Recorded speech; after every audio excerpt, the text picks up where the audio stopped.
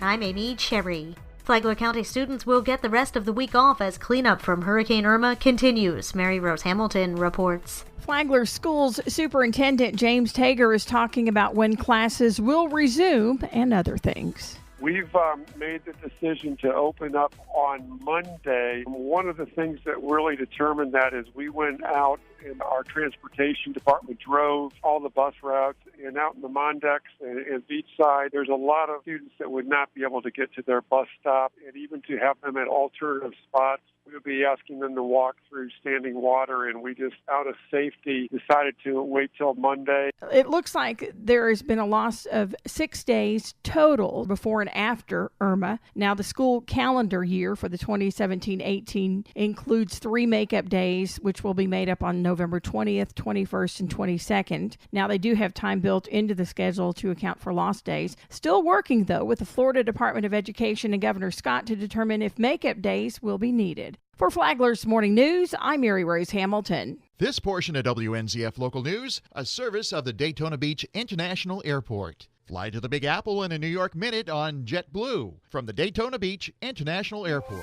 Storm debris removal starts in Palm Coast next week. Ben Smith has more. As residents and businesses across Flagler County continue their cleanup from Hurricane Irma, Palm Coast officials are getting out the word about plans for debris pickup. City Communications Manager Cindy Lane. We're asking our residents to separate everything at the curb into the categories of vegetative debris and then a separate pile for construction and demolition debris. They can also bag their debris if they'd like, and then that should be in a third pile. Household trash and recycling pickup has resumed and will only be collected on the usual schedule. Storm debris collection will start next week. Meanwhile, Lane says residents should report dangerous trees. If their house is being endangered by a dead, a dying, or diseased tree, they should report that to our urban forestry office. The number for the urban forestry office is 386-986-3758. That's 386-986-3758. Lane also stresses that people should avoid contact with wet swales. That stormwater,